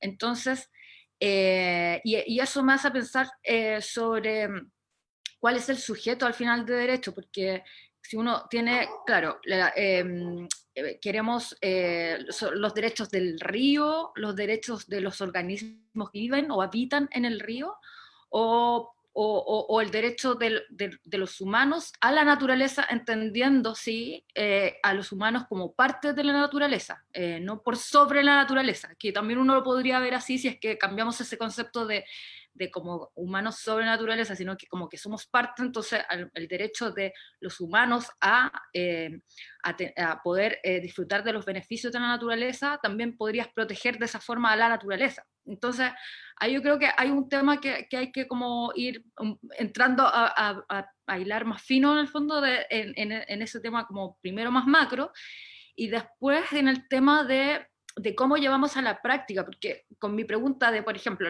con la actual legislación, las categorías de conservación, donde todo se parcializa, no se divide el territorio, la solución es tener una visión a escala de cuenca, pero cuando decimos ya, vamos a dividir el territorio nacional en cuencas y vamos a hacer un manejo a escala de cuencas. Ya, pero ¿qué significa eso en la práctica? O sea, tú vas a hacer planes de manejo para todas las cuencas, y entonces vas a dejar zonas de cabecera de cuenca con alguna definición para poder que sepamos en el fondo dónde se va a conservar, por ejemplo, los bordes ribereños, ¿no es cierto? ¿Qué ancho de borde ribereño es el que te asegura los procesos dentro del río para que se mantengan estas funciones, por ejemplo, la purificación de las aguas, porque si el borde ribereño se corta todo el bosque, probablemente esos habitantes mueran. Entonces yo creo que el hecho de conectar el uso, el manejo que los seres humanos le damos a la naturaleza nos permite ir al meollo del asunto, porque finalmente somos nosotros los habitantes los que lo estamos degradando, y si no se define bien las reglas de cómo podemos ir manejando los ecosistemas, más que como diciendo ya no tocar, no conservar, o por otro lado explotar totalmente, es como, bueno, cuáles son nuestros hábitos, nuestras prácticas para que finalmente logremos convivir, en el fondo, los seres humanos con la naturaleza, entendiendo que los seres humanos vamos a seguir necesitando alimentos, va a seguir aumentando la población, vamos a seguir contaminando, no sé, como entendiendo todo eso, de qué manera nosotros como que damos recomendaciones finalmente, para, entendiendo que los seres humanos estamos usando el planeta, estamos usando los recursos naturales, estamos usando, entonces de qué manera podemos como ir definiendo qué entonces tenemos que hacer para poder mantener esta conexión y esta como coexistencia, ¿no es cierto?, de los seres vivos, de todos los seres vivos que habitan en el planeta. A eso voy más, porque yo entiendo que el manejo de cuenca sí es una solución, pero de ahí hay que entrar a definir qué le lleva a ese manejo, o sea, que no es solo decir ya manejo de cuenca, sino que qué le lleva dentro eso, ¿cachai? ¿Cuáles son las como recomendaciones? Y te hago la pregunta como más desde tu ámbito, que son los invertebrados, ¿no es cierto?, de agua dulce, o sea, ¿cuáles serían esas recomendaciones en la práctica para poder, entendiendo que no podemos conservar todo, o quizás van a ser cuencas enteras que las vamos a conservar y otras que se van a manejar, no sé, pues ahí, ¿cómo lo ves? Sí, bueno, esta es como una pregunta que yo creo que nos hemos hecho un montón en estas conversaciones, así como definir la naturaleza, uno, quién es sujeto de derecho, por ejemplo, no sé si es la tierra sujeto de derecho, si es la naturaleza sujeto de derecho, si son los ríos, porque quienes componen a la naturaleza, o sea, si pensamos, no sé, en que los sujetos de derecho van a ser los procesos, las interacciones, las comunidades de invertebrados, por ejemplo, en este caso, ¿cómo se puede ver? Y desde lo práctico se puede, creo yo, no sé, pensando en estas cosas, podemos pensar en cuáles son las herramientas actuales de, por ejemplo, si pensáramos en que los invertebrados sostienen la calidad de las aguas, o sostienen la salud de los ecosistemas, es pensar, por ejemplo, que existen, que acá en Chile no están, bueno, no están desarrollados para todos los ecosistemas, pero sí hay mucho trabajo que se está desarrollando en eso, por ejemplo, cuáles son índices bióticos de biodiversidad, por ejemplo, donde hay comunidades de ciertas especies de invertebrados que son importantes para la mantención de la calidad del agua.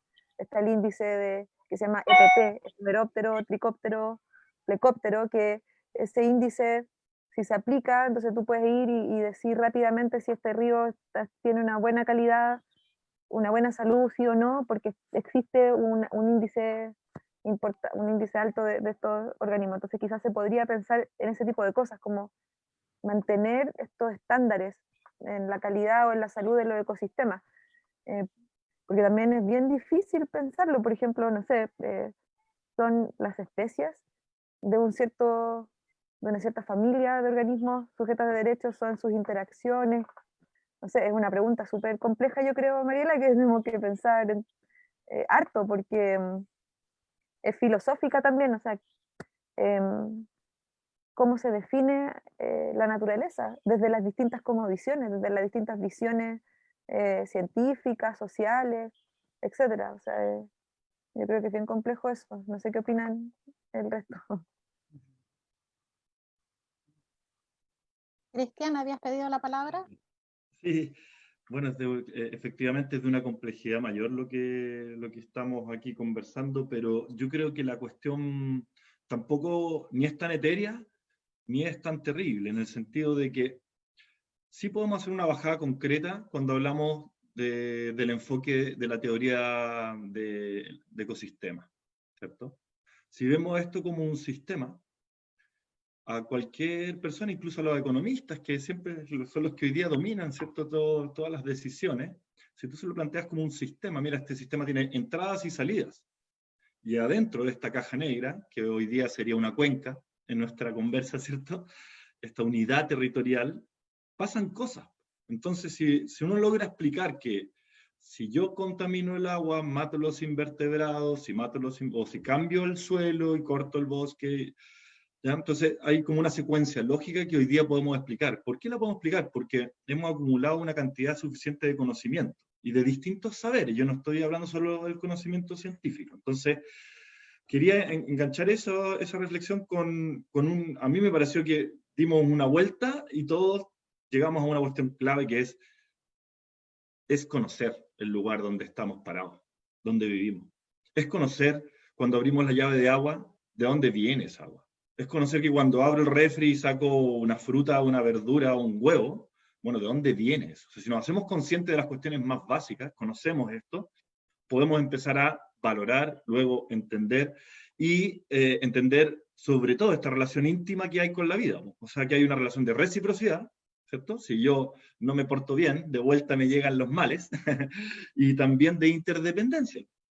Entonces, ¿cómo actuamos a estos distintos niveles? Porque, claro, reconocemos el tema de la educación, pero sabemos que es un proceso largo, un poco lo que planteaba la Scarlett. Pero ¿qué hacemos hoy día con los adultos, ¿cierto? Con la gente que hoy día habita el territorio, o la Mariela, con cómo manejamos hoy día con la empresa A, B o C, ¿cierto?, instalada en tu territorio.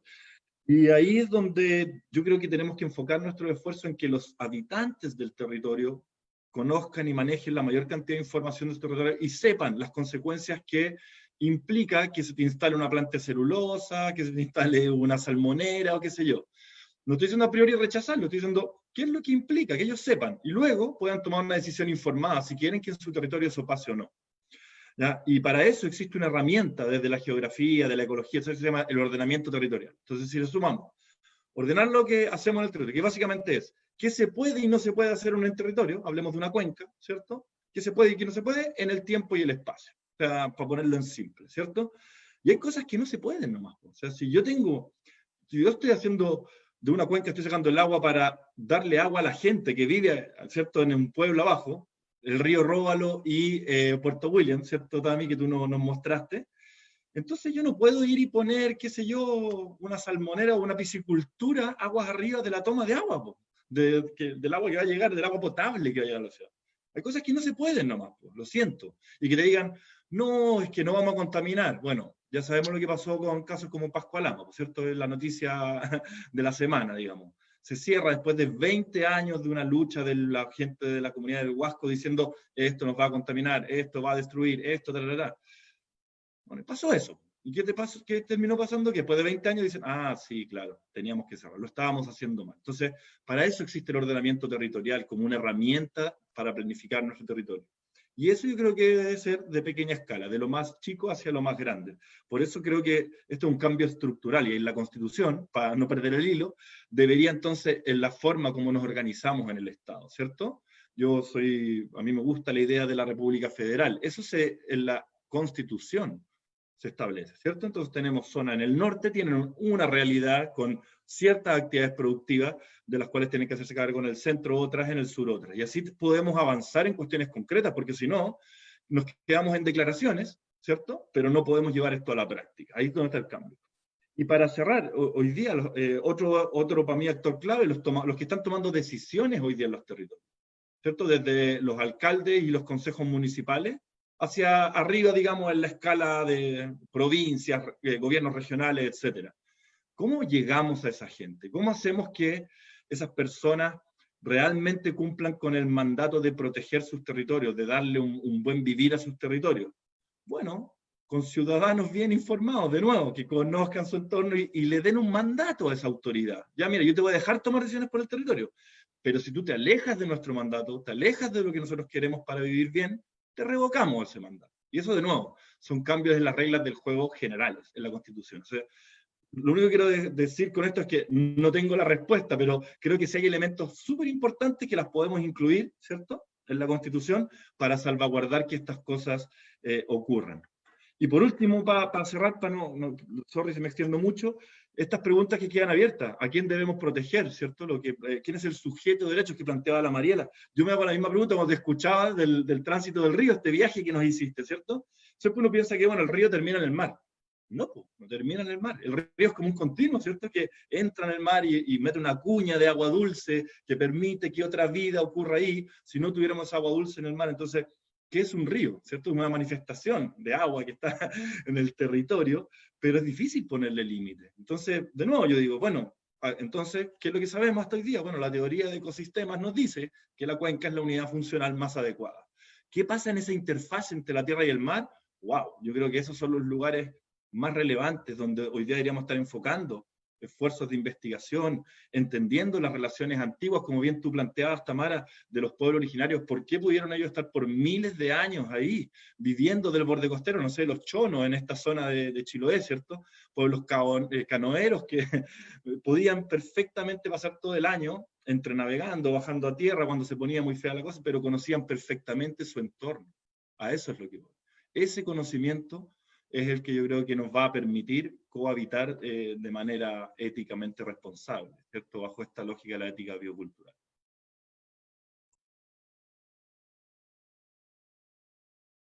Gracias, Cristian. Tamara, ¿quieres comentar algo o pasamos a leer los comentarios de Facebook? Hay un par de preguntas y muchas felicitaciones por tu exposición. Muchas gracias. Yo creo que quizás pasamos a las preguntas y estoy súper de acuerdo con lo que dice Cristian también. O sea, todo lo que dijo Cristian estoy totalmente de acuerdo. Y también lo que planteaba Mariela, como lo habíamos hablado hace un ratito. Bueno, tenemos saludos desde Brasil, 2 personas que saludan desde Brasil. Carolina Carvajal Pizarro, tremenda exposición, gracias por incluir ejemplos de constituciones de otros países y por incluir un enfoque intersectorial en el análisis. Aquí hay una pregunta de Álvaro Núñez. Hola Tamara, soy el Álvaro. Gracias por la claridad y la pasión de tu pensamiento. Quisiera preguntarte qué piensas de los ríos que atraviesan ciudades o lugares muy antropizados, cómo poder relacionarse con ellos y con sus hábitats probablemente modificados sin vuelta atrás, como pregunta. ¿Es posible relacionarse con ecosistemas tan intervenidos tomando conciencia de su valor intrínseco así como están? Esto te lo pregunto, pues me lo pregunto a mí mismo cuando recorro la ribera del río que atraviesa la ciudad donde vivo, que es atravesando por la ciudad donde vivo, o cuando recorría el río Mapocho. Ya. Son 2 preguntas más, así que podrías ir comentándome al tiro. ¿Al final o ahora? Ahora mejor, para que ya. vayas como respondiendo enseguida. Ya. Bueno, primero qué rico leer al Álvaro. Hace un montón de tiempo que no lo leía, o sabía de él. Pero yo creo que esto se relaciona mucho a lo que tú preguntabas hace un rato, Scarlett, de cómo nos relacionamos en las ciudades. Sí, de repente uno pasa por un río como el río Mapocho, que está súper, súper, súper, súper degradado, pero todavía hay vida, y yo creo que tiene que ver con lo que dice también Cristian y lo que hablábamos todo este tiempo en esta presentación, un poco de conocer y de reconocer quizás, de saber quién está ahí. Porque sí, el río Mapocho, por ejemplo, está muy, muy degradado en la parte urbana, pero si fuésemos a tomar alguna muestra de agua, igual yo creo que encontraríamos quizás gusanitos de agua dulce o algunos quironómidos, que son unas mosquitas que todavía están ahí. Eh, y, y se pueden recuperar estos ecosistemas, no a su estado original, pero sí pueden volver a recolonizarse de macroinvertebrados, de insectos voladores que van por ahí y ponen sus huevitos. Entonces, si se hace un buen manejo de largo plazo, se puede volver digamos, a su estado, no a su estado original, nunca, como lo que dice el Álvaro ahí, pero sí se puede recuperar un poco su diversidad. Y yo creo que sí se puede uno relacionar con estos ecosistemas, conociendo y reconociendo que hay vida muy pequeñita que todavía está ahí. Entonces, yo creo que eso es un trabajo, como hablábamos hace un rato, que tiene que ver con la educación, que tiene que ver cómo nos relacionamos con el lugar en donde habitamos, en donde estamos parados. O sea, conocemos el río Róbalo, bueno, yo vivo en el río Róbalo, pero conocemos el río Mapocho, y en el río Mapocho no es solamente agua, alguien vive ahí. ¿Y quiénes viven ahí? Entonces, hacernos esas preguntas y hacerlas públicas, digamos, quienes conocemos acerca de esas vidas o de esas formas de vida en esos ríos. Otra pregunta de Marely Cuba. Excelente presentación, Tamara. Soñado el cambio que planteas con respecto a la naturaleza. Como Cristian tengo dudas que solo se resuelva con cambios en la Constitución. Va mucho más allá. Tampoco estoy segura de quiénes vayan a estar directamente relacionados con la elaboración de una nueva Constitución, si están interesados en modificar esto. Creo que el punto de trabajar en el sistema educacional es fundamental. Lamentablemente eso pasa por quienes hacen las normas políticas, están completamente divorciados de las necesidades de las comunidades, pensadas como un todo ecológicamente hablando y del enfoque de la ciencia. Roy Mackenzie dice de crecimiento ya. Huelan Mapu pregunta desde La Calera, la quinta región. Aquí se canalizó el río Concagua por parte del MOP, destruyendo muchos microsistemas. ¿Se puede denunciar o hacer retribuir en parte el daño hecho? Te leo la última pregunta para que respondamos las otras dos entonces. ¿Cómo se puede sensibilizar a los este es de Rod Blau? ¿Cómo se puede sensibilizar a los empresarios y cómo se les puede convencer de que pueden implementar modelos de negocio amigables, sostenibles y atractivos para sus actividades y para los ecosistemas? Oh, es un desafío. Bueno, yo creo que lo de la sensibilización sí es bien desafiante, pero quizás también haciendo un poco de paseo a los lugares en donde se pueden encontrar con la vida, conociendo también, no sé, apelando a esa capacidad de asombro y de sensibilización que todos y todas podemos tener. Quizás por ahí puede ser, o sea, lo que pasa es que estamos, como lo que hemos ido hablando durante la presentación, que estamos tan alejadas y alejados de la naturaleza, que también eso nos lleva a tomar decisiones alejadas de la realidad en la que estamos en la naturaleza. Entonces quizás volviendo un poco a reencontrarnos con la vida en los bosques, con la vida en los ríos, con la vida en la vida urbana también puede ser un camino. Eso ya creo que podría ser una solución. Se ha visto que puede ser, o sea, como contribuir a las transformaciones éticas a través de las experiencias directas cara a cara con aquella diversidad de vida que es invisible a los ojos de quienes toman decisiones, de los empresarios, las empresarias que a veces toman decisiones que pueden ser nefastas para los ecosistemas y su vida. Y bueno, lo que decía la Marely también es lo que hablamos hace un rato también, pues cuál es la salida aquí con respecto a la discusión que teníamos. La educación es una cosa de largo plazo, bueno, tiene que ver mucho con lo que ya habíamos discutido un poco hace un ratito. Y la pregunta de Huelan Mapu, Cristian, ¿tú qué opinas con eso? ¿Se puede o no denunciar?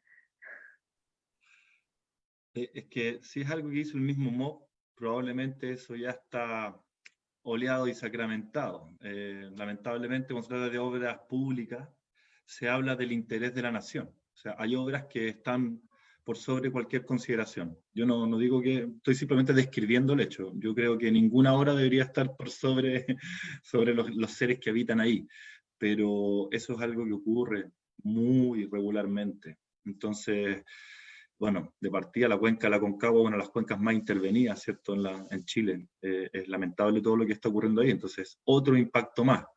¿Qué se puede hacer? Pedirle a la Contraloría que revise el accionar del MOB, si se hicieron o no bien las obras, pero echar atrás algo así lo veo muy poco probable. Y también ahí se de puede... alguna retribución, dice, por el daño, por el daño hecho. Pues, también ahí se puede organizar... perdón. Que también siempre está como la organización comunitaria y la resistencia comunitaria también. Independiente que sea el MOP, o sea, quien sea, se puede formar, ahí la comunidad se puede organizar y hacer resistencia a eso. Claro, en el tema de la compensación o la retribución, no había pescado esa parte de la pregunta. Efectivamente, sí, se pueden hacer medidas de compensación desde, por ejemplo, si eliminaron bosque nativo, en alguna parte tienen que recuperarlo, pero yo me refería al impacto específico que se genera ahí. Y claro, la comunidad organizada es la que ha demostrado principalmente lograr estos cambios. Son cambios que son sociales y políticos. Bueno, perdón, pero voy a sacar de nuevo a colación lo de Pascua Lama. Quien detuvo a Pascua Lama no fue el Estado de Chile, no fue el sistema de evaluación ambiental, al contrario, fue tremendamente permisivo y hubo ahí muchísima corrupción. Quien detuvo a Pascua Lama fue la comunidad del Valle del Huasco, la comunidad que habita ese territorio. Entonces, ahí es donde yo creo que parte todo. Si se logra armar una fuerza suficiente para poder poner propuestas adelante y decir, nosotros queremos que pase tal o cual cosa, ese es el camino. Lamentablemente, hoy día tenemos esta triste realidad de que los ciudadanos tenemos que defendernos del Estado y de los empresarios unidos que están destruyendo nuestro entorno. O sea, sorry, pero es súper catastrofista lo que digo, pero esa es la realidad en la que nos enfrentamos.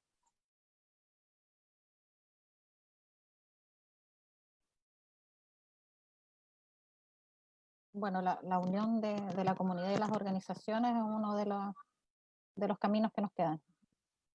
Bueno, vamos a comenzar a cerrar porque se nos acaba el tiempo. Mariela, ¿sí? Sí, solamente agregar que no solamente el rol de las comunidades, que es muy relevante, pero ahí también el rol de los científicos o de la gente en general que maneja más información, porque ahí hay una inequidad tremenda que existe en las diferentes comunidades, porque hay comunidades que están realmente solas y que no tienen ningún apoyo en términos de generar conocimiento, entregar conocimiento para que puedan defender los territorios con argumentos. Entonces, finalmente, no sé, te doy el caso acá de Huicha, que tuvimos que estar ahí entregando como argumentos científicos de por qué nos oponíamos a un relleno sanitario en la cabecera de nuestra cuenca, ¿no? Con nuestros vecinos dimos ahí esa pelea contra el Estado, contra el municipio de Ancud y contra el gobierno regional, pero teníamos ese sustento científico para dar los argumentos, pero hay muchas personas y gentes, comunidades en todas partes de Chile que no los tienen. Entonces, hay que cuestionar también el rol de los científicos en nuestro quehacer, en nuestro aporte a la sociedad, en realmente estar ahí en las problemáticas ambientales. Tenemos la información y pucha, muchas veces el científico está como encerrado en su burbuja, haciendo sus papers, su investigación, y claro, pero ¿de qué sirve eso si al final en tu entorno se está destruyendo la biodiversidad? Pues nosotros estamos estudiando la biodiversidad por un lado y por otro lado ya no va a quedar biodiversidad. Entonces hay un rol del científico de salir también a la calle, de relacionarse con las comunidades, de entregar el conocimiento que tenemos, porque el conocimiento que no se transmite no sirve de nada. Entonces, ahí yo hago un llamado también como a la comunidad científica de apoyar con la información a todas las comunidades que muchas veces están solas, para poder ser también un ente proactivo en generar estos cambios. Sí, importante llamado. Oye, una última pregunta que salió, es algo cortito, dice, el agua escasea, es de Jaime Sepúlveda Mesa, el agua escasea, ¿me dan 2 ejemplos para tener agua sin sacarla de ríos o lagos?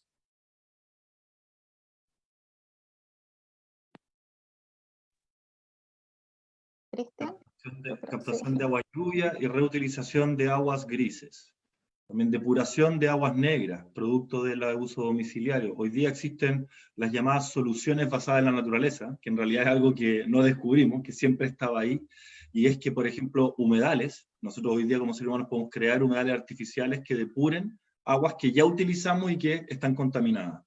Eso es un proceso biológico, natural, que requiere una inversión inicial, obviamente, para construir este humedal artificial, que es como una piscina, imagínense, llena de áridos, con plantas propias de humedal, y depurar agua. Nosotros tenemos que empezar a entender que estamos en un momento de escasez, entonces cualquier agua que podamos retener en el territorio, reutilizar o reciclar o, digamos, depurar, yo creo que son soluciones súper bienvenidas. Gracias, Cristian. Ahora sí, vamos a comenzar a cerrar. Tamara, para cerrar, ¿te gustaría decir algo? Bueno, diría nada, que quizás podamos reflexionar acerca de nuestra relación con la naturaleza, de salir más seguido al patio y mirar para todas partes, porque la vida cohabitamos con diversos seres, aunque pensemos que no. Y la reflexión final, lo que hablábamos un poco, que solo podemos, y lo que decías tú, Scarlett, también solo podemos querer ver o amar lo que sea, tener fe en aquello que podemos ver, sentir y tocar y conocer en el fondo. Entonces, tener un poco esas ganas de conocer a nuestros vecinos y vecinas que no son solamente humanos y humanas. Eso. Muchas gracias, Tamara. Gracias a todos los que nos siguieron la transmisión de esta exposición a través de nuestro Facebook. Los dejamos invitados para el mes de octubre, que vamos a retomar estas sesiones con la parte que nos falta de esta exposición, que va a ser los ecosistemas marinos. Gracias, Tamara, gracias, Cristian, gracias, Mariela, y nos vemos en otra oportunidad. Chao, Chao. gracias Tamara, saludos. Chao, gracias, Tony. Gracias, chao.